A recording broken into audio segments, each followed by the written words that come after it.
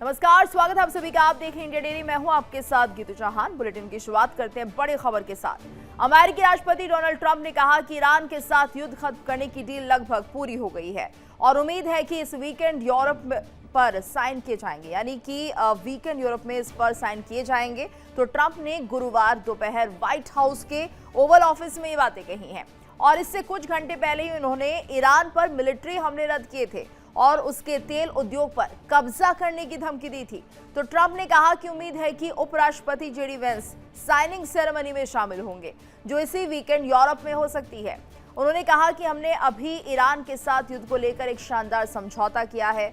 दस्तावेज लगभग फाइनल हो चुके हैं, तो देखते हैं काम बहुत ही जल्द हो जाना चाहिए। वहीं अमेरिकी राष्ट्रपति ने कहा कि ईरान परमाणु हथियार ना रखने और ना खरीदने पर सहमत हो गया है। तो ट्रंप ने कहा कि समझौता पक्का करेगा कि ईरान कभी परमाणु हथियार हासिल ना कर पाए। उन्होंने इसे तेहरान के खिलाफ प्रशासन के दबाव अभियान का मुख्य मकसद बताया है। तो राष्ट्रपति ने यह भी कहा कि समझौता साइन होने के बाद हॉर्मुज़ स्ट्रेट फिर से खुल जाएगा और इससे इलाके में हफ्तों से चल रहे मिलिट्री तनाव और समुद्री गतिविधियों में रुकावट के बाद ग्लोबल एनर्जी मार्केट पर दबाव कम हो सकता है। तो ईरान डील के लिए कैसे सहमत हुआ, इस सवाल के जवाब में ट्रंप ने कहा क्योंकि उन्हें बहुत नुकसान उठाना पड़ा है, उन्हें बहुत जोरदार चोट लगी है। तो तमाम तरह की अटकलें अब दिख रही हैं और एक बार फिर से ट्रंप बड़े बड़े दावे कर रहे हैं, लेकिन ये दावे कितने सच हैं ये भी देखना होगा। तो लगातार जिस तरह से ये तमाम तरह की बातें सामने आई हैं, ऐसे में यहाँ पर वार पलटवार भी होता रहा है, लेकिन इस बीच जो एक खबर आई है थोड़ी राहत देने वाली, हम इसे कह सकते हैं। वहीं एक और बड़ी खबर आपको बता दें, ईरान से समझौते को लेकर ट्रंप का नया दावा। ईरान से समझौते को लेकर ट्रंप नया दावा कर रहे हैं। ईरानी नेतृत्व से बातचीत पर मंजूरी दिखाई है। ट्रंप कह रहे हैं कि ईरानी नेतृत्व से बातचीत पर मंजूरी मिल गई है, तो समझौते से जुड़े बिंदुओं को मंजूरी मिली है। समझौते पर जल्द ही हस्ताक्षर होंगे, जगह और समय की घोषणा जल्द होगी। तो ईरान से समझौते पर लगभग बात बन गई है। समझौते पर ईरान के नेतृत्व की भी मोहर है, तो जल्द ईरान से डील पर दस्तखत होंगे। समझौते होने तक नाकेबंदी रहेगी। समझौते होने के बाद हॉर्मुज़ खुलेगा और ईरान पर हमले की योजना को रद्द किया गया है। तो ट्रंप की तरफ से बड़ी बातें सामने आ रही है। हॉर्मुज़ खुलने की बात सामने आई, ईरान पर हमले की योजना को रद्द करने की बात आई। तो ये तमाम पहलू जो हैं ये बड़ी खबर के तौर पर सामने आ रहे हैं और राहत भी दे रहे हैं। कितना सही है कितना नहीं ये अभी कहा नहीं जा सकता। It'll be soon. It's part of the deal. And you'll have oil prices dropping like a rock. Truly on that, and nobody's getting close to it because it's buried under a mountain, basically. तो देखिए, अमेरिकी राष्ट्रपति Donald Trump कहते हैं कि हमने अभी अभी ईरान के साथ युद्ध को लेकर एक शानदार समझौता किया है और अब बस कागजात को अंतिम रूप दिया जाना बाकी है और अगले कुछ दिनों में ये काम पूरा हो जाना चाहिए। तो शायद यूरोप में समझौते पर हस्ताक्षर होंगे। जब तेल की कीमतें कम होती हैं तो बाकी चीज़ों की कीमतें भी कम हो जाती है। सबसे अहम बात यह है कि हमारे पास एक ऐसा समझौता है जिसके तहत ईरान के पास कभी भी परमाणु हथियार नहीं होंगे और यही तो हमारा मुख्य मकसद था जिसके लिए हमने इतनी मशक्कत की। तो जल्द ही हस्ताक्षर होंगे और कागजात लगभग तैयार है। ये काम बहुत तेजी से हो जाना चाहिए। We just made a great settlement of the war with Iran, and we're going to be subject to finalization of documents, which should get done over the next few days. Probably have a signing maybe in Europe, and it's a great thing. Stock market's up 1,000 points. That means they like the deal. See, that means they like. If the market goes down, that means they don't like the deal. But it's been up. Oil's dropped. Oil will start coming down to, I think, even lower than it was before. I said I was in Iowa. It was $1.85 a gallon. And I don't know if I'm going to get there, but we're going to get pretty close. It's going to come down, and when oil comes down, everything else comes down. And most importantly, we have a deal that Iran will never have a nuclear weapon, which was the whole purpose of what we had to go through to get this. So it was a big, very big thing. But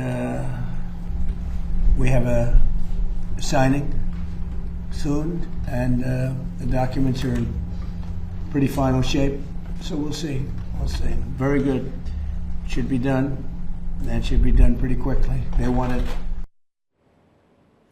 और इस वक्त हमारे साथ संवाददाता विकास अब्रोल भी जुड़ गए हैं और इसके साथ साथ मेहमानों का खास पैनल तैयार है विश्लेषण करने के लिए। लेकिन जिस तरह से ट्रंप कह रहे हैं कि यहाँ पर कागजात तैयार हैं, जल्द ही साइन इस पर हो जाएंगे, अपने आप में बहुत बड़ा बयान है विकास। और ऐसे में समझना होगा क्या इस बार भी ट्रंप वाकई की बात सही कह रहे हैं कि सारे कागजात तैयार हैं, साइन किए जाएंगे? वही ईरान तो इस बात को नकार रहा है। देखिए, कहीं ना कहीं इस समय देखा जाए तो ईरान पे प्रेशर है। जिस तरह से कल चेतावनी दी गई कि हम खरदूर पे कब्जा कर लेंगे और लगातार जो तैयारियां की गई थी ईरान पे अटैक करने की, तो कहीं ना कहीं ईरान ये भी जानता है कि अगर अमेरिका ने अटैक किया तो ईरान के लिए जवाब देना बहुत मुश्किल होगा, बिकॉज ईरान का डिफेंस माफी चाहिए, यूएस का डिफेंस बहुत मजबूत है। ऐसे में कहीं ना कहीं जो एक लग रहा था कि ईरान अपने आप को बेटर बताने को, अपने आप को उस पर दबाव डालने की जो कोशिश थी, रणनीति थी जो अमेरिका, जो ईरान की अमेरिका पे, वो कहीं कामयाब होती नहीं दिख रही। क्योंकि देखिए, कहीं ना कहीं कुवैत, बहरीन, इन सब कंट्रीज ने भी दबाव अमेरिका पे डाला होगा कि किसी ना किसी तरह से जो है ये समझौता किया जाए, वरना उन पर हमले जो लगातार होते रहेंगे और नुकसान इन गल्फ कंट्रीज का भी, गल्फ कंट्रीज का ही नुकसान हो रहा था ईरान यूएस युद्ध में। तो ऐसे में उस वजह से जब ये इतना सख्त कदम उठाने की बात की गई और लगातार लग भी ऐसा रहा था कि शायद जो रात गई है ये रात ईरान की अंतिम रात हो, जिस तरह से लगातार खबरें सामने आ रही थी, जिस तरह से लगातार सूत्र बता रहे थे कि बहुत पूरी तरह से तैयारी कर ली गई है और शायद इस बार ईरान का पूरी तरह से आईआरजी से खात्मा हो जाएगा। तो ऐसे में हो सकता है कि अंदर खाते ईरान के आईआरजी से या जो लगातार मध्यस्थ कर रहे थे उन्होंने बात की होगी, तो इसी के बाद अब ये हालात ऐसे बने। और देखिए, कहीं ना कहीं जो प्रेशर टैक्टिक्स है वो इस समय जो हालात बने हैं, जिस तरह से खबरें सामने है उसके मुताबिक दिख रहा है कि वो प्रेशर टैक्टिक्स जो यूएस ने बनाया था वो कामयाब रहा और कहीं ना कहीं ईरान फिलहाल हल्का सा झुकने को तैयार है। लेकिन ये देखना होगा क्या वाकई ये टैक्टिक्स काम आया या फिर सिर्फ एक समय लेने वाली बात थी। उसके लिए शायद आज का इंतजार करना पड़ेगा। लेकिन जिस तरह से वीकेंड की बात चले कि वीकेंड तक या उसके आने वाले दिनों में समझौता हो जाएगा, तो देखना होगा क्या समझौता हो पाएगा। बट मुश्किल लग रहा है समझौता में, क्योंकि देखिए बात फिर दो चीजों पर आके अटकेगी, एक हॉर्मुज पर और दूसरी यूरेनियम पर। इसी को लेकर हर बार वार्ता जो विफल होती नजर आई है, लेकिन क्या इस बार कौन सा कॉन्क्रीट प्लान लेके आया गया है ये देखना होगा। अभी जब तक खुलासा नहीं होता कि समझौते की शर्तें क्या हैं, तब तक ये नहीं पता चल पाएगा कि आखिर ये जो कूटनीतिक जीत है, अगर ये समझौता होता है तो ये कूटनीतिक जीत किसकी हुई है, ईरान की या यूएस की। बिल्कुल। और ऐसे में हमारे साथ मेहमानों का खास पैनल भी जुड़ा हुआ है। मनोज कुमार जी हमारे साथ जुड़े हुए हैं, भू राजनीतिक विश्लेषक है। साथ ही ग्रुप कैप्टन यूके देवनाथ जी हमारे साथ जुड़े हुए हैं। रितेंद्र माथुर जी भी जुड़ गए हैं, भू राजनीतिक विश्लेषक हैं। आप सभी का बहुत बहुत स्वागत है इंडिया डेली पर। और जिस तरह से हम देख रहे हैं कि ये तमाम तरह की खबरें सामने आ रही है, देवनाथ सर, पहले तो ये आया कि यहाँ पर हमले हो रहे थे मिडिल ईस्ट में, लगातार जो यूएस के बेसिस है वहाँ पर ईरान हमले कर रहा था। ईरान की तरफ भी कहीं ना कहीं यूएस की तरफ से फायरिंग की गई, हमले किए गए और ड्रोन अटैक्स किए गए। लेकिन ऐसे में अब एक बात सामने आती है कि यहाँ पर जल्द ही हस्ताक्षर होंगे, दस्तखत होंगे उन दस्तावेजों पर जो कि तैयार कर लिए गए, ऐसा ट्रंप का कहना है। कुल मिलाकर सिचुएशन समझ नहीं आ रही है। हमारे दर्शकों को जरा बताइए कि आखिर हो क्या रहा है। गीतू, सिचुएशन कंफ्यूजिंग है, लेकिन अच्छी बात यह है कि ट्रंप ने दावा किया है कि उन्होंने अपनी तरफ से ईरान पर जो हमले प्लान किए थे उनको फिलहाल रोक दिया है। सो हम उम्मीद करते हैं कि अगले 1-2 दिन तक ईरान के ऊपर कोई बमबारी नहीं होगी। दूसरी बात महत्वपूर्ण ज़्यादा ये है कि क्या ईरान की तरफ से कोई रिस्पॉन्स आया है। ट्रंप ने अब तक दर्जनों बार ये दावा किया है कि बस अब डील साइन होने वाली है, समझौता शब्द वो कम यूज करते हैं। लेकिन चलो मान भी ले तो कि समझौता अगर साइन होने वाला है तो ईरान की तरफ से भी एक उसी तरह का बयान आना चाहिए कि हाँ, समझौता साइन होने वाला है। इस तरह का रिस्पॉन्स का इंतजार हम आज और कल ईरान की तरफ से करेंगे। उम्मीद ये करते हैं कि आज और कल अमेरिका बमबारी नहीं कर रहा, बहुत अच्छी बात। आज और कल डोनाल्ड ट्रंप, मार्को रूबियो, पीट हेग्सेट, इन सबको नरम मीठे मीठे बयान भी देने चाहिए। सबसे बड़ी बात है कि ईरान ने पहले से ही कहा था कि वो पॉजिटिव रेस्पॉन्स देगा अगर अमेरिका स्ट्रेट ऑफ हॉर्मुज को खोल देगा। फिलहाल अमेरिका ने क्या ईरान के जो बंदरगाह हैं उनकी नाकेबंदी को हटा ली है, इसका कोई इंडिकेशन नहीं मिल रहा है। अभी 24 घंटे पहले ही अमेरिका ने दूसरे देशों के पानी के जहाज जो कि कच्चा तेल लेकर जा रहे थे या आ रहे थे, उन पर फायरिंग की। भारत के भी एक जहाज पर फायरिंग की।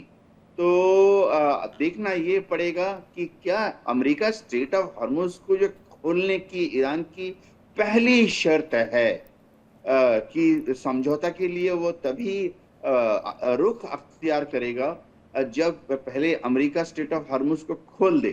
तो क्या इस पर कुछ नरमी अमेरिका की तरफ से आ रही है, ये आज हमें देखना पड़ेगा। जी बिल्कुल। और इस बीच एक बड़ी खबर आ रही है, होर्मुज को लेकर डोनाल्ड ट्रंप का बयान सामने आया है। होर्मुज को लेकर डोनाल्ड ट्रंप बयान दे रहे हैं, डील नहीं होने तक नाकेबंदी जारी रहेगी। तो ईरान पर हमले की योजना को रद्द करने की बात डोनाल्ड ट्रंप ने कही है।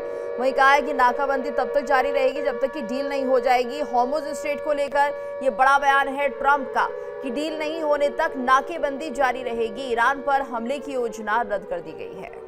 We've been taking out many ships that nobody knew, even the fake news didn't know it. But over the last month, we've been taking out ships, big ships, quietly at night. You guys didn't know that? Pretty cool, right? As a captain, he knows about more about ships than I do, but it's pretty cool. They turned off the lights.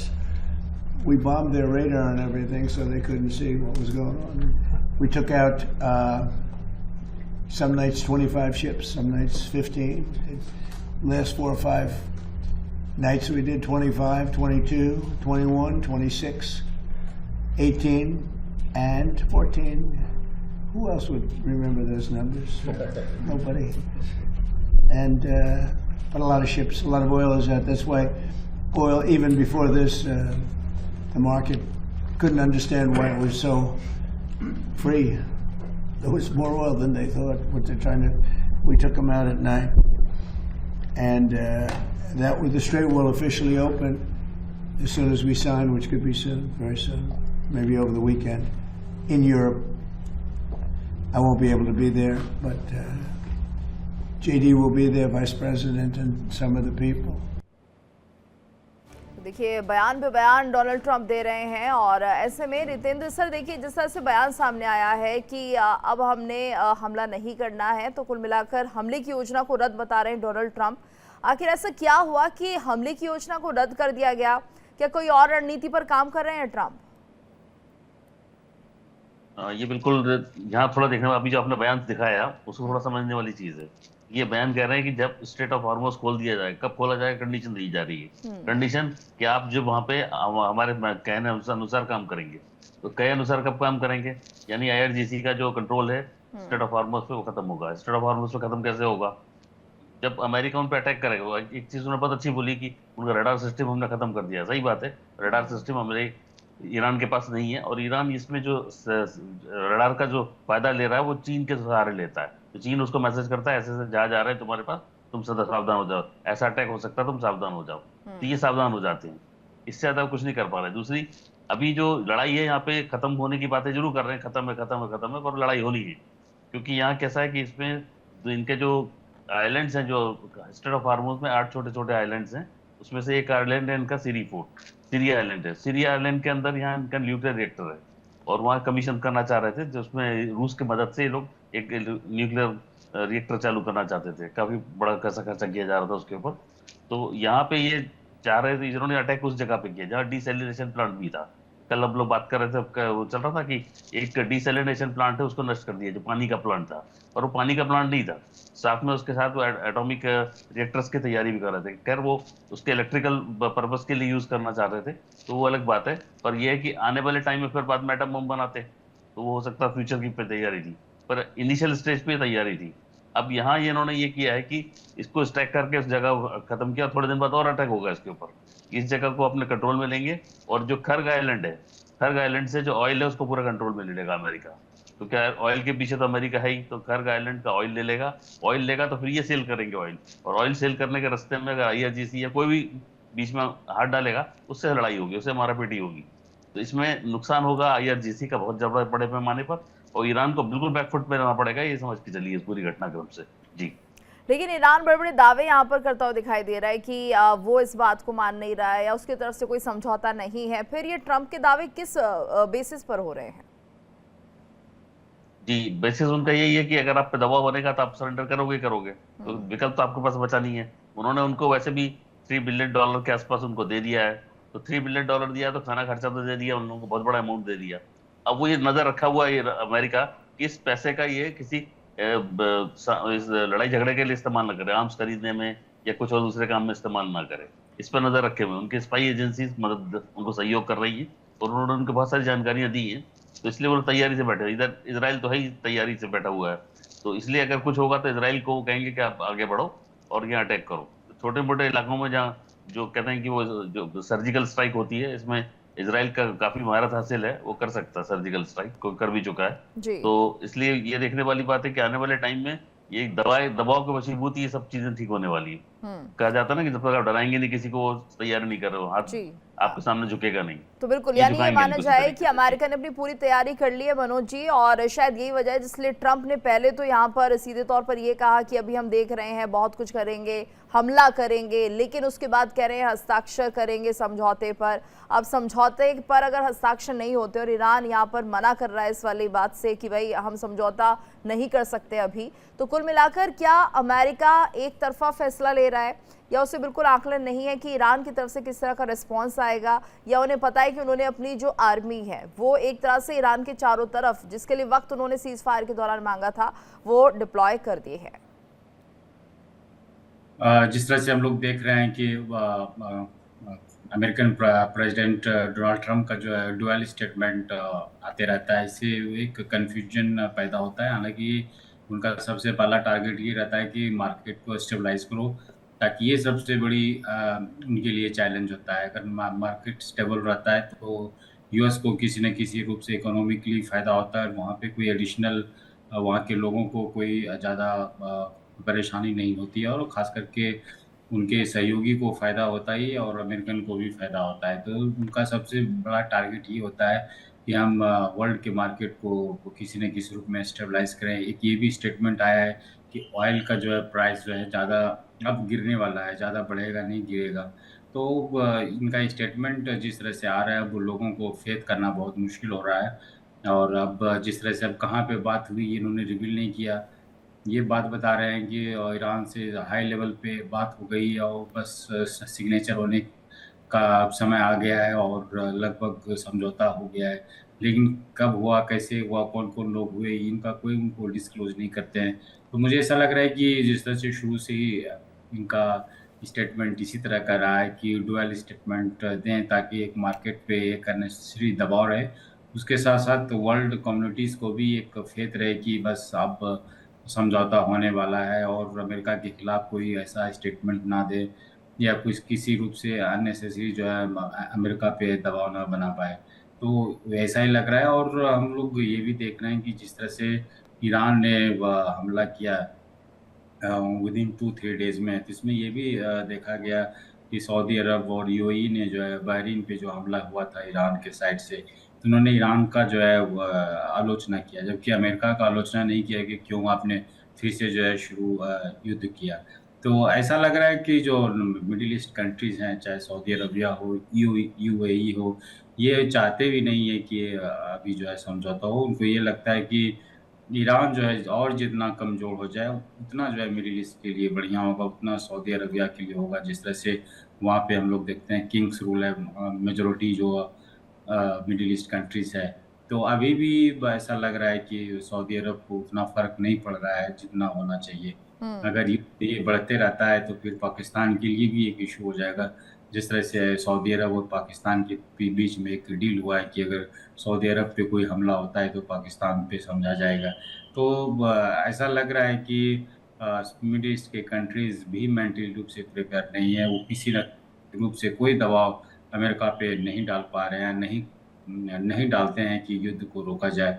चाहे Israel से हम लोग देख रहे हैं कि UAE का एक समझौता हुआ है कि यूएई का प्रोटेक्शन करेगा। तो ऐसा लग रहा है कि जी युद्ध अभी बिल्कुल, यानी कि अभी कुछ भी हो सकता है, अभी कुछ भी स्थिति साफ नहीं हो पा रही है। एक बड़ी खबर आ रही है, ट्रंप के समझौते वाले दावे पर ईरान का बयान। ये बड़ी खबर, ट्रंप के समझौते वाले दावे पर ईरान का बयान सामने आया है। डील पर अभी कोई फाइनल फैसला नहीं हुआ है, हम अपनी अहम शर्तों पर अड़ी हैं, तो फैसले के बाद औपचारिक घोषणा करेंगे। ईरान का कहना है कि अभी फैसला करेंगे, उसके बाद ही कोई औपचारिक घोषणा हो पाएगी। तो हम अपनी शर्तों पर अड़िग है, ये बात कह रहे हैं। विकास, देखिए तो यहाँ पर तमाम तरह की बातें हो रही है अमेरिका की तरफ से, लेकिन ईरान एक बार फिर से सीधे तौर पर ये कहता हुआ नजर आ रहा है कि वो अपनी शर्तों पर अड़िग है, यानी कि अभी किसी तरह का समझौता, किसी तरह की बातचीत के लिए ईरान कम से कम तैयार नहीं है। जी बिल्कुल, देखिए लगातार मैं पहले भी यही कह रहा था कि घूम फिर के दो चीजों पे, यूरेनियम और हॉर्मुज पे बात आके अटकेगी, और वही चीज है जिसको लेकर ईरान अभी भी जो है अडिग है। वो कह रहा है कि पहले हॉर्मुज स्ट्रेट खोला जाए, जो हॉर्मुज में माफी जो उनके पोर्ट पे नाकेबंदी है उसको खत्म किया जाए, उसके बाद ही बात बनेगी। हालांकि यूरेनियम पे कहीं ना कहीं बात बनती नजर आ सकती है, क्योंकि 15-20 साल के लिए ऐसी खबरें सामने आ रही थी कि वो मान गया कि वो यूरेनियम का संवर्धन नहीं करेगा, लेकिन हॉर्मुज वाला जो पेच है वो अटकता हुआ नजर आ रहा है। नाकेबंदी जो है, और खासकर साथ में जो पैसा फ्रीज किया है अमेरिका ने, उसको लेकर भी बड़ी बार बात की गई है कि उस पैसे को जो है वो वापिस ईरान को दिया जाए, जिसको लेकर अमेरिका कहीं ना कहीं पूरी तरह से संतुष्ट नहीं है कि वो पैसा क्या वाकई ही ईरान जो है अपनी डेवलपमेंट के लिए लगाएगा या फिर हिजबुल्लाह जैसे प्रॉक्सीज के लिए वो खर्च करेगा। तो इसीलिए ये चीजों को कहीं ना कहीं अभी फिलहाल बहुत जल्दी होगा इनका कहना कि समझौता हो पाएगा नहीं हो पाएगा, लेकिन देखिए कोशिश एक जारी है। जिस तरह से ट्रंप का बयान आया, हालांकि हम देखते हैं कि ट्रंप रोज अपना बयान दिन में 2 बार चेंज करते हैं, लेकिन फिलहाल एक पॉजिटिव न्यूज जरूर है कि बातचीत जारी है, और ईरान का भी कह रहे हैं कि डील पे अभी कोई फाइनल समझौता नहीं है, कोई फैसला नहीं हुआ है, यानी कि डील पे कहीं ना कहीं बातचीत चल रही है। उम्मीद यही की जाएगी कि डील पे बातचीत हो, लेकिन आसार बहुत कम है। हर बार हमने देखा आसार बहुत कम है। मध्यस्थ देश जो पाकिस्तान है उस पर विश्वास नहीं किया जा सकता, अमेरिका ईरान पे विश्वास नहीं करता, ईरान अमेरिका पे विश्वास नहीं करता, इजराइल बीच में बैठा हुआ है जो लगातार लेबनान में अपने आप को बढ़ाया जा रहा है, उसको भी कहीं ना कहीं रोकना होगा। तो ये कई ऐसी चीजें हैं जिनको लेकर मंथन करना जरूरी है। फिलहाल अभी के समय में क्या डील फाइनल हो पाएगी ये कहना बहुत मुश्किल है, क्योंकि देखिए एक कहावत है, शेर आया शेर, और जब शेर आया तब पता नहीं चलता। इसी तरह से ट्रंप का भी यही हाल है, ट्रंप लगातार बयान देते हैं और उनमें से कौन सा बयान सच हो जाए वो भी पता नहीं है। तो ऐसे में अब विश्वास का एक जो वो एक कॉलम है वो खाली दिख रहा है इन तीनों देशों में, इजराइल, चारों देशों में कहूंगा, इजराइल, ईरान, अमेरिका और पाकिस्तान। तो ऐसे में कहीं ना कहीं ये देखना होगा, किसी ना किसी को थोड़ा सा संजीदा होना पड़ेगा और इस चीज को लेकर फैसला करना पड़ेगा। और मैं फिर वही कहूंगा, किसी ना किसी को बड़े भाई की भूमिका निभानी होगी, थोड़ा सा झुकना होगा, तभी जाकर ये डील फाइनल हो पाएगी, वरना ये सिर्फ बातें होंगी और इन स्टेटमेंट से कोई औचित्य नहीं रहेगा। लड़ाई एक बार फिर से होगी अगर कोई देश भी झुकने को तैयार हल्का सा नहीं होगा। ये सिर्फ अपने लिए नहीं है, पूरी दुनिया के लिए झुकना होगा। कहीं ना कहीं एक बहुत एक मैच्योर भूमिका निभानी होगी, जो फिलहाल अभी किसी की तरफ से भी होती हुई दिख नहीं रही, किसी की तरफ से होती हुई दिख नहीं रही है। और यही सबसे ज्यादा चिंता की बात है, क्योंकि देवनाथ सर देखिए, अगर थोड़ा भी यहाँ पर ईरान ये दिखाएगा नहीं कि उसकी तरफ से समझौते को लेकर कुछ वो पहला कदम उठा रहा है, तो बात बनती हुई दिखाई नहीं देगी। धन्यवाद करना चाहेंगे विकास का इस पूरी जानकारी के लिए। और देवनाथ सर, जिस तरह से पूरा माहौल बना हुआ है, ऐसे में लगता है कि यहाँ पर तमाम तरह की बातें तो सामने आ रही है, और ट्रंप एक तरह से साइकोलॉजिकली गेम ज्यादा खेलते हैं। जब उन्हें लगता है कि अर्थव्यवस्था डगमगा रही है, मार्केट में थोड़ा सा बूम चाहिए, तो इस तरह के बयान दे देते हैं। कल भी हमने देखा किस तरह से बार बार अटैक किए जा रहे थे ईरान की तरफ, और ईरान की तरफ से भी पलटवार हो रहे थे यूएस बेसिस को लेकर। तो उस वक्त ऐसे माहौल को देखते ऐसा लगा कि शायद ये जो जंग है फिर से शुरू हो जाएगी, लेकिन एक राहत की खबर देते हुए ट्रंप कह रहे हैं कि यहाँ पर अब एक समझौता होगा, जल्द हस्ताक्षर होंगे, वीकेंड पर ये सब होगा। तो एक तरह से एक गुड फैक्टर के तहत या फिर एक ऐसी अच्छी खबर के तहत वो इस पूरे माहौल को बनाकर रखना चाहते हैं, जिससे कि कहीं ना कहीं उनका बिजनेस जो है, अर्थव्यवस्था है, वो जो है थोड़ी सी पटरी पर आ जाए। हाँ गीतू, इसमें कोई शक नहीं है कि ट्रंप जो है मार्केट को कैसे मैनिपुलेट करना जानते, रियल एस्टेट डीलर हैं, दशकों से यही काम करते रहे हैं। जब उन्होंने ईरान पर हमला करना शुरू किया और जब भारतीय शिप पर डैमेज कॉज किया, तो जाहिर बात है मार्केट थोड़ा सा डगमगा गया था, सारे शेयर्स थोड़ा सा नीचे की तरफ आ गए थे। तो ट्रंप के जो मित्र हैं उन्होंने तुरंत, उनको पहले से ही पता लग जाता है कि ट्रंप ऐसा करने वाले हैं, उन्होंने फटाफट नीचे दामों पर सारे शेयर खरीद लिए। अब देखिए ट्रंप ने अच्छी खबर दी है, दुनिया भर के जो मार्केट हैं, आज सुबह ऑलरेडी जापान, कोरिया, ताइवान जो ईस्टर्न कंट्रीज हैं वहां तो सूरज 3 घंटे 6 घंटे पहले ऊपर आ जाता है। वहां जो शेयर मार्केट हैं वो उछाल के साथ खुल रहे हैं इस पॉजिटिव न्यूज पर। तो ट्रंप के जो रिलेटिव्स हैं, मित्र हैं, उनको पहले से ही पता था कि ट्रंप इस तरह के गुड बयान देने वाले हैं रात को, तो वो ऑलरेडी ऊंची कीमत पर अब शेयर मार्केट में अब शेयर्स को बेच रहे हैं। लेकिन ये तो देखो होता क्या है, अगर ट्रंप बोल रहे हैं कि वो बमबारी नहीं करेंगे, तो वो बमबारी कहाँ नहीं करेंगे यह नहीं बताया गया है।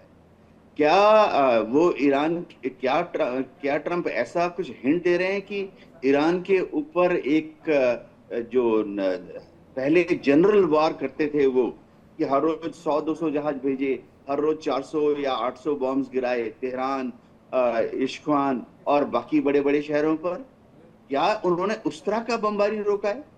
या जब वो कह रहे हैं कि मैंने हमले रोक दिए हैं, इसका मतलब है कि छुटपुट हमले जो वो कर रहे थे स्ट्रेट ऑफ हार्मुज के छोटे छोटे द्वीपों पर, उनके स्पीड बोट्स पर, या उनके जो कम्युनिकेशन टावर पर हैं छोटे छोटे हमले कर रहे थे, उनको रोक दिया।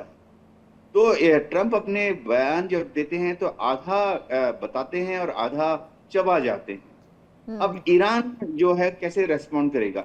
क्या जब ट्रंप कहते कि हमने शिप्स निकाल दिए, उन्होंने तो कुछ आंकड़े भी दे दिए, तो क्या ईरान हो सकता है कि ईरान भी अपनी तरफ से इन शिप्स को जाने दे रहा है?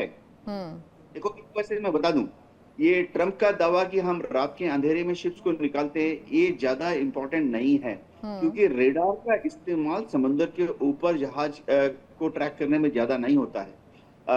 जो जमीन पर जो रेडार होते हैं वो, क्योंकि धरती गोल है, ग्लोब जो है, अगर आप गोल हैं तो रेडार की जो किरणें हैं वो सीधी तरंग लाइन में चलती हैं। तो समुद्र के ऊपर महज 20 किलोमीटर 25 किलोमीटर तक रेडार शिप्स को ढूंढ पाता है, उसके आगे दिखाई नहीं देते। तो जैसा कि अभी पहले ही बताया जा चुका है, इन शिप्स को ज्यादा ट्रैक करते हैं चाइनीज या रशियन सैटेलाइट से नजर आ जाता है, रात के समय भी नजर आ जाता है। तो डोनाल्ड ट्रंप जब कहते हैं कि हमने इतने सारे शिप्स निकाल दिए, हो सकता है कि बैकग्राउंड डिप्लोमेसी की वजह से ईरान भी कुछ शिप्स को निकलने दे रहा है। अब ईरान जो है जब शिप्स को निकलने दे रहा है तो क्विड प्रो क्वो, अब अमेरिका को भी चाहिए कि ईरान के बंदरगाह से जो शिप्स निकल रहे हैं उनको निकलने दे। अब जैसे डोनाल्ड ट्रंप कह रहे हैं कि हमने तो स्ट्रेट ऑफ हार्मुज को बंद रखना है, तो कहानी खत्म हो गई। ईरान वही ढाक के 3 पात, ईरान कहेगा ठीक है करो शुरू बमबारी, देखते हैं क्या करते हो। एक और बात जो है, ये $3 बिलियन रिलीज करने का जो अफवाह है, ये सब प्राइवेट सोर्सेस से आ रहा है। ना अमेरिका की सरकार ने, ना ईरान की सरकार ने, ना यूएई के किसी सरकारी सोर्स ने इसका पुष्टि की है। दूसरी बात ये है कि अगर अमेरिका इस फ्रोजन एसेट्स को रिलीज करेगा तो रिलीज करने के पहले बहुत दुमदुमी बजाएगा ऑफिशियल पर। खुद डोनाल्ड ट्रंप दावा करेंगे सामने आके कि हमने $3 बिलियन छोड़ दिया है, ताकि वो दिखाएं कि देखो अमेरिका तो कितना नरम रुख अख्तियार कर रहा है, ये तो ईरान ही है जो कि अपने फ्रोजन एसेट रिलीज होने के बावजूद हट धर्मिता दिखा रहा है। और डोनाल्ड ट्रंप खुद आके दावा करेंगे कि मैं भी नरम हो रहा हूं ईरान के प्रति, ईरान की कुछ शर्तों को मान रहा हूं। जी रुति जी बिल्कुल। और ऐसे में देखिए एक बड़ी खबर भी आ रही है, ईरान को लेकर इजरायली पीएम नेतन्याहू का बयान सामने आ रहा है। ईरान को लेकर इजरायली पीएम नेतन्याहू ने बयान दिया है। ईरान से समझौते को लेकर ट्रंप ने बात की है। ट्रंप ईरान के संवर्धित यूरेनियम हटाने को प्रतिबद्ध है। ईरान अपने मिसाइल उत्पादन पर लगाम लगाएगा। तो ये बड़ी खबर इस वक्त सामने आ रही है, ईरान को लेकर इजरायली पीएम नेतन्याहू का बयान। और यहाँ पर ईरान से समझौते को लेकर ट्रंप ने बात की है। नेतन्याहू ये बयान दे रहे हैं। ट्रंप ईरान के संवर्धित यूरेनियम हटाने को प्रतिबद्ध है। ईरान अपने मिसाइल उत्पादन पर लगाम लगाएगा। तो यहाँ पर एक तरह से इजराइल ने भी बयान दे दिया है और ऐसे में अगर पीएम नेतन्याहू ये बयान दे रहे हैं तो ये माना जाए कि माथुर सर क्रेडिबिलिटी तो बनती है, लेकिन बयान कुछ ऐसा दिया है कि समझ नहीं आ रहा है कि किसी तरह की पुष्टि भी वो नहीं कर रहे हैं। एक तरह से यूं कहिए कि ईरान अपने मिसाइल उत्पादन पर लगाम लगाएगा, यूरेनियम हटाने के लिए ट्रंप प्रतिबद्ध है और ये सब बात ये कह रही हैं, ये अजम्पशंस है कि वो ट्रंप को लेकर क्या सोचते हैं, सिर्फ इतना ही हम कह सकते हैं। जी, ऐसा है कि इजराइल ये कह रहा है कि संवर्धित यूरेनियम को अमेरिका हटाना चाहता है, अमेरिका का विल बता रहे हैं कि अमेरिका उसको हटाना चाहता है, वो तो शुरू दिन से बोल ही रहा है। दूसरा कैसा है कि ये संवर्धित यूरेनियम को लेकर दो बातें आती हैं। ये संवर्धित यूरेनियम को बात ये हो रही थी कि रूस ने क्योंकि संवर्धित यूरेनियम बनाने में मदद की थी, उन्होंने कहा हम रूस को दे देंगे अपना सारा कुछ। तो उन्होंने कहा नहीं, तुम रूस को क्यों दे दोगे, तुम भारत में अंदर अपने ईरान में रखो उसको वहाँ, और उसके बाद तुमको अगर उसकी एनर्जी डेवलप करना है तो कर सकते हो। उसके बाद क्या होगा कि अभी तक ये ऑयल से बिजली पैदा कर रहे थे, अब जब अगर यूरेनियम का यूज करके बिजली पैदा करेंगे तो तेल बचेगा, तेल बेचेंगे। तो ये सब चीजें आपस में इंटररिलेटेड हैं। इसलिए डोनाल्ड ट्रंप का ये कहना है कि मैं जो है एनरिच यूरेनियम को उनके पास से ले लेंगे मतलब अपने ताबे में ले लेंगे, या वहां उनको एटॉमिक एनर्जी का यूज, एटम बम बनाने के यूज नहीं करने देंगे। एक बात, बाकी एनर्जी इलेक्ट्रिकल एनर्जी बनाने में यूज कर सकते हैं, और जो ऑयल बचेगा वो फिर ये लोग बेचेंगे। तो ये स्थिति इन लोगों ने अपने फेवर में इस ढंग से बनाई है। दूसरा कैसा है कि एक बात और है, ये जो हमारे पास खबर आ रही है कि $3 बिलियन की जो खबर आई है, भारतीय जो डिप्लोमेट्स हैं जो यूएई में बैठे हैं उन्होंने कंफर्म की है खबरें। उनके सूत्र से पता चला है कि वो यूएई ने ईरान को $3 बिलियन दे दिए और शिप में एक एरोप्लेन में रख के ले जाके सब उनको कैश पर पेमेंट दिया है। खैर एनीवे, अभी क्या होता है ऑफिशियली वो तो अच्छा। दूसरा कैसा है कि कंफर्म क्यों नहीं हो रहा है, अमेरिका क्यों नहीं चल रहा है इस बात को लेके। तो अमेरिका ने ऑर्डर किया, मतलब डोनाल्ड ट्रंप ने कहा कि मैं अपना एक जो फ्रीज अमाउंट है उसमें से ₹1 भी नहीं दूंगा। 12 बिलियन अगर आपके पास यूएई में रखा हुआ है तो उसमें 3 बिलियन दिए, तो आप जब 12 बिलियन का एक्सचेंज करोगे तो उसमें 3 बिलियन काट लेना। तो इसलिए उसने अपना अकाउंट नहीं खोला, हमने जो आपको फ्रीज किया वो अभी भी अकाउंट फ्रीज ही है, हम उसमें से आपको ₹1 भी नहीं देंगे। तो इसलिए उन्होंने हल्ला नहीं मचाया इस बात का लेकर, शांति रखी है इस पर। और दूसरा क्या है कि मदद ही कर रहे हो तो पैसा उन्हीं का ही है, मदद क्या कर रहे हो आप, पैसा उनका रोका पड़ा है तो ईरान को पैसा दे रहे हो, आपको नई चीज तो नहीं है, ठीक है देना भी चाहिए। ईरान की स्थिति बहुत ज्यादा खराब है। हाँ ये है कि इस समय डाउटफुल जो कैरेक्टर्स हैं यहाँ पे यही है कि IRGC जो एक नॉन गवर्नमेंटल ऑर्गेनाइजेशन कहना चाहिए एक तरीके से, ईरान के जबरदस्ती ईरान के अंदर सेना के अंदर बन के बैठा हुआ है और वो सेना चला कर है और वहाँ पे लोगों के अंदर अनरेस्ट फैला रहे हैं। वहाँ की जनता को उन्होंने बहुत ज्यादा डरा के रखा हुआ है और मारा मारी बहुत ज्यादा करते हैं, और तो इंसानियत तो कुछ मानते नहीं है। तो ऐसे लोगों के सामने इजराइल बहुत बुरी तरह उनकी पीट रहा है। हिजबुल्ला जो है उसको ईरान मदद करने भी खड़ा हुआ है कि आप हिजबुल्ला पे आप अटैक करेगा ईरान तो हम उसको जवाब देंगे।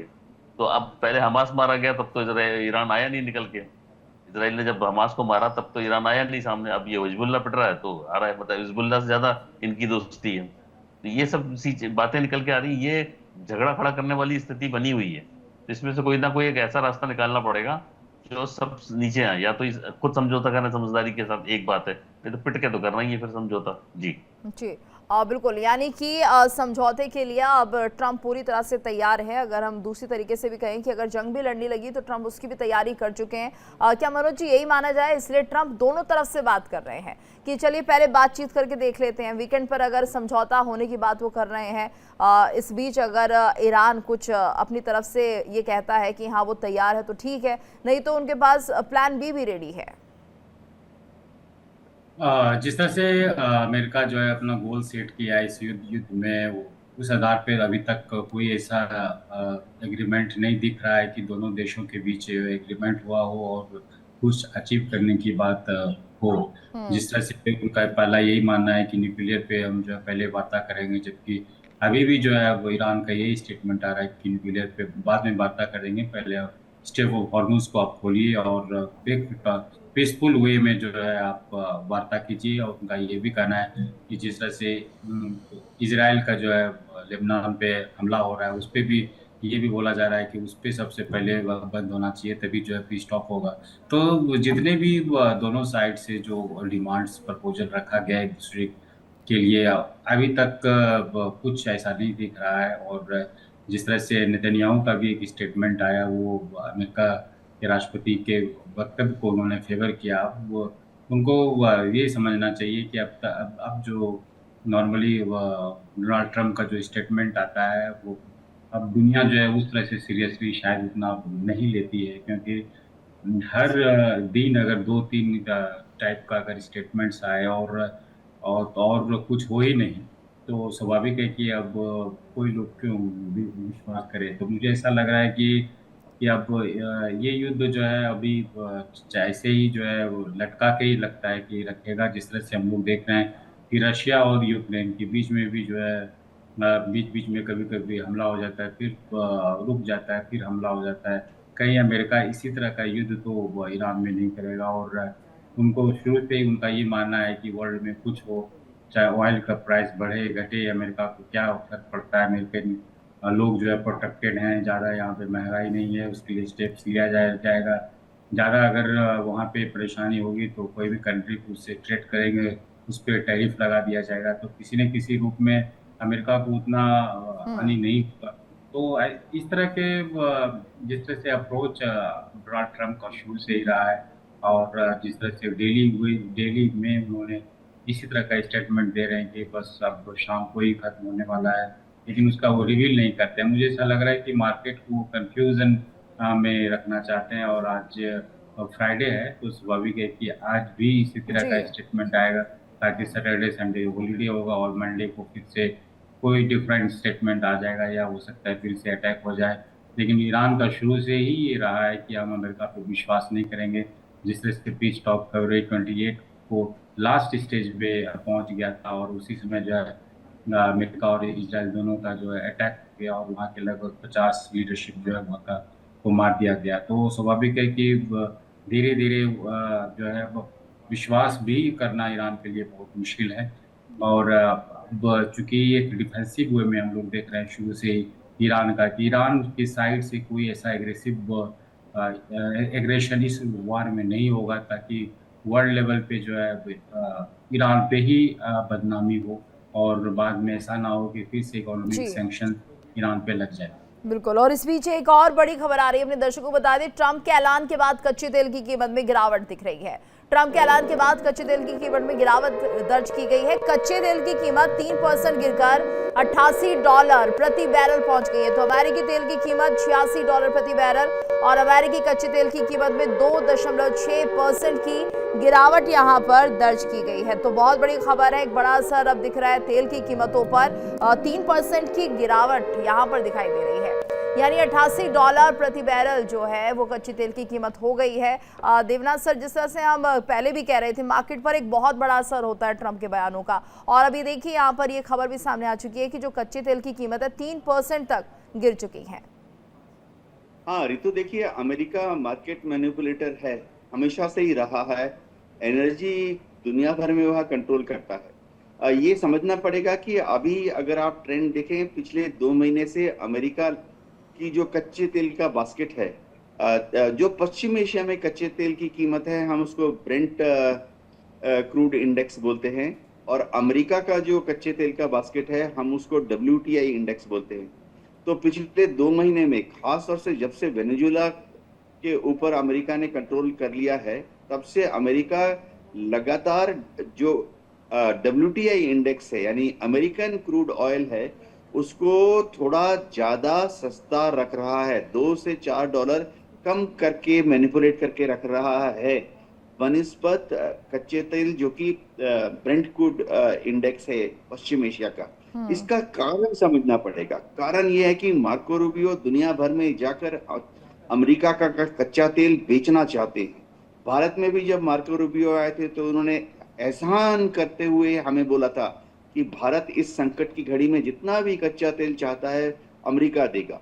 तो वो करते क्या है, मार्केट मैनिपुलेट करके अच्छी खबर दे देकर अमेरिकन ऑयल की कीमत $2 से $4 कम कर देते हैं, ताकि दुनिया के जो देश हैं, खासतौर से एशिया के जो देश हैं, वो अब अमेरिका का जो ऑयल है उस पर कॉन्ट्रैक्ट, उस पर नए नए डील साइन कर लें। ये अमेरिका का वर्ल्ड का कच्चा तेल मार्केट को कैप्चर करने का एक स्टंट कह सकते हैं। देखिए, ये जब अमेरिका इस तरह के कच्चे तेल का व्यापार करता है, समझना पड़ेगा अमेरिका में पिछले 10 साल से कच्चे तेल का कंजम्पशन कम हो गया है। तो जो सरप्लस प्रोडक्शन है उसका क्या करेंगे? क्योंकि वहां पे शेल गैस का इस्तेमाल बढ़ रहा है, तो कच्चे तेल का इस्तेमाल कम हो गया है। तो जो सरप्लस ऑयल है उसको क्या करेंगे? समुद्र में तो फेंक नहीं सकते, जी। तो उसको बेचना है। तो अमेरिका हमेशा मैनिपुलेट करता है और कोशिश करता है कि जो रशियन क्रूड ऑयल है उससे अमेरिकन क्रूड ऑयल सस्ता रहे, जो पश्चिम एशिया का क्रूड ऑयल है उससे अमेरिकन कच्चा तेल सस्ता रहे, ताकि दुनिया भर के एशिया के लोग अब वहीं अमेरिका का रुख करना शुरू करें। और उसका पॉजिटिव इफेक्ट हुआ है। एशिया के देश 2 महीने से 1 महीने से पिछले 15 दिन से अमेरिका से ज्यादा तेल मंगाना शुरू कर रहे हैं। जी बिल्कुल। और ऐसे में इसी पर अगर मैं माथुर सर की भी प्रतिक्रिया लेना चाहूँ, माथुर सर आपको क्या लग रहा है कि ये कितने दिनों तक असर रह सकता है? जिस तरह से तेल के दाम गिरे हैं, तो ऐसे में क्या माना जाए इसका कितना बड़ा असर पड़ेगा इंटरनेशनल मार्केट पर, और क्या बाकी चीजों पर भी असर पड़ता हुआ दिखाई देगा? जी बिल्कुल ऐसा है कि ये जैसे भी इसके डॉलर जो रेट है वही जाके 88 तक आपने दिखाया। 88 है, ये मुझे लग रहा है 50 से नीचे जाने वाला है। और हो सकता है कि जैसे ईरान का अगर तेल इनको और मिल जाता है अमेरिका को, तो तेल रेट कम होंगे इनके, गिरेंगे और गिराएंगे अभी और। तो ऐसे करके वेनेजुएला का माल तो बेच ही रहे हैं और ये भी कर रहे हैं, तो ये 50 के नीचे ले जाने की कोशिश कर रहे हैं, क्योंकि हम दुनिया के अंदर ट्रेड, वर्ल्ड के अंदर इकोनॉमी के अंदर बहुत सारे चेंजेस हो रहे हैं, टेक्नोलॉजी के अंदर बहुत सारे चेंजेस आ रहे हैं। आने वाले टाइम में हो सकता है कि ये जो पेट्रोल बेस्ड एनर्जी सेक्टर जो है इसके अंदर टेक्नोलॉजी है इसको चेंज कर सकते हैं, और चेंज करके दूसरा शिफ्टिंग हो सकती है, क्योंकि इन पर दादागिरी बहुत ज्यादा है। तो ये एक तरीके से अच्छा तरीका है, कोशिश बढ़िया है। और ये इनके तेल के रेट हमेशा कम होंगे आने वाले टाइम में, मुझे ऐसा लग रहा है। और ये कराएंगे इनकी प्रोडक्टिव, क्योंकि हर धंधा इनका उसी पे टिका हुआ है। तो माल सर्कुलेशन में लगा रहेगा तो पैसा आता रहेगा, और रेट बढ़ा देंगे तो कमाई नहीं हो पाएगी। जी बिल्कुल। और इस बीच एक और बड़ी खबर, ट्रंप के दावे के बाद अमेरिकी शेयर बाजार में भारी उछाल। ट्रंप के दावे के बाद अमेरिकी शेयर मार्केट में उछाल देखा जा रहा है। नेस्डेक 2.5%, डाउ जोन्स 1.86% और S&P 1.75% ऊपर। नेस्डेक में 640 और डाउ जोन्स में 929 अंकों का उछाल देखा गया है। तो बड़ी खबर है, शेयर मार्केट जो है काफी तेजी से बढ़ता हुआ दिखाई दे रहा है। भारी उछाल जो है अमेरिकी शेयर मार्केट में दिख रहा है। और ऐसे में मनोज सर, जिस तरह के कयास हम लगा रहे थे कि एक बड़ा असर मार्केट पर पड़ने वाला है, अभी तो बात ही कर रहे थे और ये देखिए खबर भी आने लगी है। जिस तरह से रात और दिन का जो है एक फासला होता है, और अभी एक पॉजिटिव स्टेटमेंट अमेरिका के राष्ट्रपति डोनाल्ड ट्रंप का आया है, तो वहाँ के सेंसेक्स में जो है उतार चढ़ाव हम लोग देख रहे हैं। लेकिन फिर हो सकता है कि आने वाले 1 घंटा 2 घंटा में फिर से कुछ ऐसा स्टेटमेंट ना आ जाए, फिर से जो एशियन जो मार्केट होगा वो फिर डाउनफॉल हो जाएगा। तो इस तरह का हम लोग पिछले 1-2 मंथ से यही देख रहे हैं कि वो अपने मार्केट के आधार पे स्टेटमेंट देते हैं, और फिर 2-3 घंटे के बाद फिर ऐसा स्टेटमेंट आ जाता है, फिर वो डाउनफॉल हो जाता है।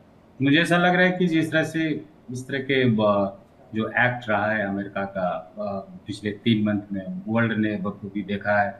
अब लग रहा है कि वर्ल्ड के सभी कंट्रीज को, एशियन कंट्रीज को डाइवर्स वे में जो है अपना बिजनेस को आगे बढ़ाना पड़ेगा। नॉर्मली हम लोग देखते थे कि हाईली डिपेंडेंट अमेरिकन प्रोडक्ट्स पे होते थे, टेक्नोलॉजी पे होते थे। अब लग रहा है कि जिस तरह से 3 मंथ तक हम लोग देख रहे हैं कि जिस तरह से अमेरिका का रुख रहा है, और जिस तरह से वर्ल्ड मार्केट को और एशियन मार्केट को डिस्टेबलाइज कर दिया गया है। आप साउथ एशियन कंट्रीज को देख लीजिए, वहाँ पे अब महंगाई इतना बढ़ गया है कि भुखमरी और आने वाली जो समस्याएं हैं वो भी बढ़ने वाला है। तो बहुत से ऐसे कंट्री हैं वो दिवालिया की स्थिति में ना हो जाए, अगर ये इसी तरह का अगर अप्रोच अमेरिका का रहा और ये वार जो है वो कंटिन्यू रहा। जिस तरह से वर्ल्ड ने 2 वार अभी कंटिन्यूस वे में हम लोग देख रहे हैं कि रशिया और यूक्रेन और अमेरिका ईरान पे जो युद्ध चल रहा है, इससे जो है वर्ल्ड मार्केट पे बहुत बड़ा असर हो रहा है, और इससे जो है बहुत कंट्री को परेशानी हो रहा है। तो अब लग रहा है कि आने वाले जो समय है उसमें कंट्रीज जो है अपना स्ट्रेटजी बनाएंगे, वो अपना स्कोप देखेंगे। साउथ अफ्रीकन कंट्री में क्या है वो संभावना हो सकता है, वहाँ पे क्या और बिजनेस वे में और किया जा सकता है, या और भी जो कंट्रीज हैं, चाहे यूरोपियन नेशंस भी हैं। यूरोपियन नेशन भी जो है इस युद्ध में हम लोगों ने देखा कि वो भी अलग थलग हो गए हैं। उनको भी पूछा नहीं गया कि ईरान पे जो है हमला करें या ना करें, या करें तो किस तरह से करें, या एक स्ट्रेटजिक अप्रोच जो अपनाना चाहिए वो अमेरिका नहीं अपना रहा है। और अमेरिका को भी पता लग गया है कि अब ईरान से कुछ ज़्यादा हो नहीं सकता है। इसी तरह से इसीलिए हम लोग देख रहे हैं कि इस युद्ध को सिर्फ आगे बढ़ा रहा है। इसमें अमेरिका को कोई खास जो है जीत मिलने वाला ऐसा है कि नहीं लग रहा है, क्योंकि 2 बार अमेरिका ऑलरेडी हमला कर चुका है और इसमें फिर से जितना हम लोग ये भी सुन रहे हैं कि आज भी जो है उन्होंने बोला कि अब युद्ध में अमेरिका पे ईरान पे हमला नहीं होगा। तो ऐसा लग रहा है कि अमेरिका अब समझ गया है कि कुछ ज़्यादा कुछ मिलने वाला नहीं है। और जिस तरह से इलेक्शन भी अमेरिका में मिड इलेक्शन जो होगा उसको किस तरह से जीता जाए, मुझे ऐसा लग रहा है कि रिपब्लिकन लीडर जो ये सोच रहे होंगे कि किसी तरह से इस युद्ध में एक एडवांटेज वे में जो है जीत करके बाहर आ जाए। लेकिन ऐसा जोग्राफिकल कंडीशन जी। जिस तरह से है, जिस तरह से बिल्कुल। और इस बीच एक और बड़ी खबर आ रही है, अपने दर्शकों को बता दें, 16 जून को फ्रांस में समिट होना है। 16 जून को फ्रांस में समिट, अरब देशों के नेता होंगे शामिल। तो पीएम मोदी भी समिट में शामिल होंगे। डोनाल्ड ट्रंप अरब नेताओं के साथ करेंगे बैठक। ईरान को लेकर समिट में चर्चा हो सकती है। तो अरब देशों के नेता इस समिट में शामिल होंगे। 16 जून को फ्रांस में समिट होने जा रहा है। अरब देशों के नेता इसमें शामिल होंगे, पीएम मोदी भी इसमें शामिल होंगे। तो डोनाल्ड ट्रंप अरब नेताओं के साथ बैठक करेंगे। ईरान को लेकर समिट में चर्चा हो सकती है। तो ईरान को लेकर भी यहाँ पर चर्चा हो सकती है, जिस तरह से जानकारी सामने आ रही है। 16 जून को फ्रांस में ये समिट होना है। तो यहाँ पर मातुर सर देखिए, जिस तरह से ये समिट होना है, तैयारी की जा रही है और अरब देशों के नेता इसमें होंगे। ट्रंप ईरान को लेकर बातचीत कर सकते हैं, लेकिन क्या बात करेंगे और क्या लग रहा है कि कुछ हल यहाँ पर निकल सकता है? निकाला जा सकता है, क्योंकि ईरान जो है वो अरब देशों के बीच में लोकप्रिय हो चुका है। तो इसलिए अरब देश जितने भी जो कल तक इजराइल के विरोधी थे, वो कहते हैं इजराइल हमारा जो है ज्यादा अच्छा सेफगार्ड बनेगा और हमको संरक्षण दे सकता है। जबकि ईरान तो बिल्कुल ट्रस्ट नहीं कर रहे हैं कि ईरान जो है ऐसा खतरनाक देश है कि अगर इसके पास कुछ भी हम बम आ गया, कुछ भी आ गया, सबसे ज्यादा हमारे लिए नुकसानदेह करेंगे ये लोग। तो इसलिए ऐसे में सऊदी अरब के अंदर जो अरब कंट्रीज के साथ जो डोनाल्ड ट्रंप फ्रांस में मीटिंग कर रहे हैं, ये जो एक डील की बात कर रहे हैं, एक नई डील हो सकता साइन करने के लिए दबाव बनाने की कोशिश करें।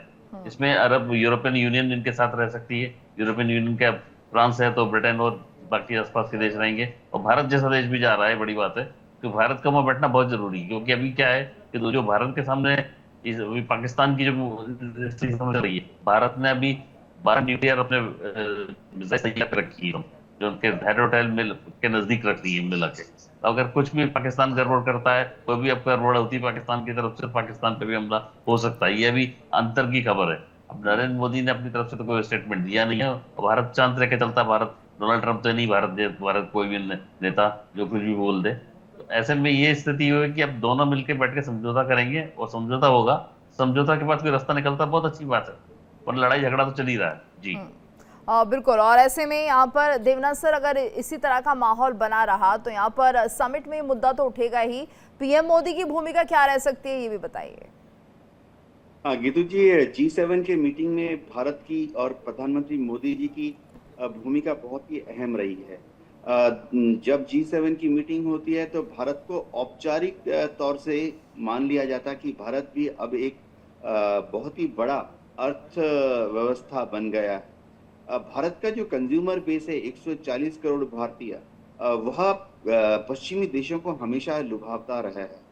अब इस G7 मीटिंग के दौरान आप देखेंगे कि मोदी जी विश्व के बाकी जो देश हैं उनके नेताओं से तो मिलेंगे ही, लेकिन सबसे इम्पोर्टेंट है कि डोनाल्ड ट्रंप से जब वो मिलेंगे तो वो भारत के आने वाले समय में एनर्जी का जो सिक्योरिटी है उसके बारे में डेफिनेटली बात करेंगे। अमेरिका कोशिश करेगा कि मोदी जी को रिझा ले कि भविष्य में भारत ज़्यादा से ज़्यादा कच्चा तेल और गैस भी अमेरिकन सोर्सेस से ले, यानी इनडायरेक्टली हम रूस से थोड़ा दूर खिसक जाएं।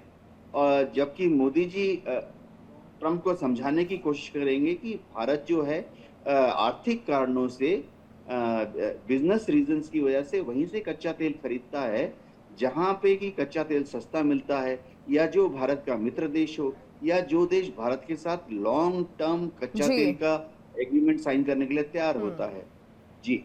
हाँ बिल्कुल, और ऐसे में अब देखना होगा जो हालात बने हुए हैं उसका एक अच्छा असर तो मार्केट पर दिखाई दे रहा है। हम देख रहे हैं किस तरह से जो शेयर मार्केट है उसमें उछाल दिख रहा है, तेल के प्राइसेस कम हो रहे हैं, लेकिन क्या डोनाल्ड ट्रंप की ये जो बात है बाकी चीज़ों पर भी असर डालती हुई दिखाई देगी, ये देखना होगा। धन्यवाद करना चाहेंगे आप सभी का हमारे साथ इस चर्चा में जुड़ने के लिए।